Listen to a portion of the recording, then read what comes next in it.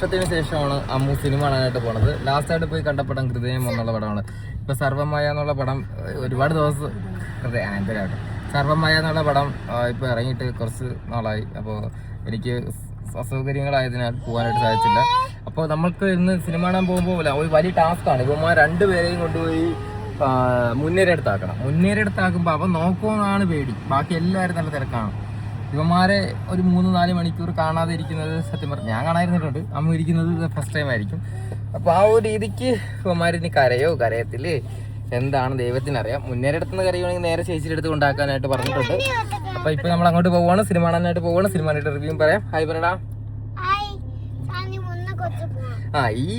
Hi പറയുന്ന ഈ ചെറുക്കൻ മറ്റേ നമ്മുടെ ഹൃദയം സിനിമ കാണാൻ പോയ സമയത്ത് കരഞ്ഞിട്ട് തിയേറ്ററിൽ നമ്മൾ പാതിയിൽ ഞാൻ ഇറങ്ങിയില്ല, അമ്മു ഇറങ്ങി പുറത്തിരുന്ന് ഞാൻ സിനിമ കണ്ടു, അമ്മു ഇരുന്ന് പുറത്തിരുന്ന് നമ്മൾ സിനിമ കണ്ട് തീരുന്നവരെ വെയിറ്റ് ചെയ്തു.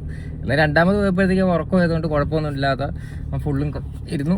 പക്ഷേ അന്ന് അത്യാവശ്യം നല്ല രീതിക്ക് അവ നമ്മളെ കരയിപ്പിച്ച് നമ്മുടെ സമയം കളഞ്ഞു. എന്തായാലും നോക്കാം. അങ്ങനെ മുന്നേറിടത്താക്കിയിട്ട് നമ്മൾ യാത്രയായി. അങ്ങനെ നമ്മൾ പോവുകയാണ്. അവന്മാരവിടെ ആക്കിയിട്ടുണ്ട്.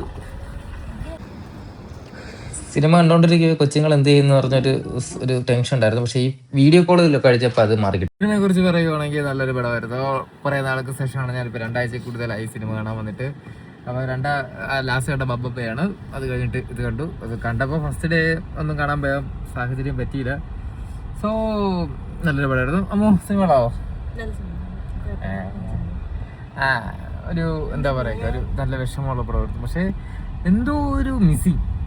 ഓക്കെ, അത്രയും ഇനി ടാസ്ക് എന്ന് പറഞ്ഞാൽ ഇളയത് ഉറക്കമെന്ന് പറഞ്ഞു, മുന്നേടെ മടി കിടന്നുറങ്ങി.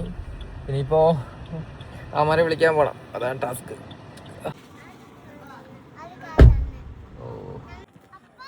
ആ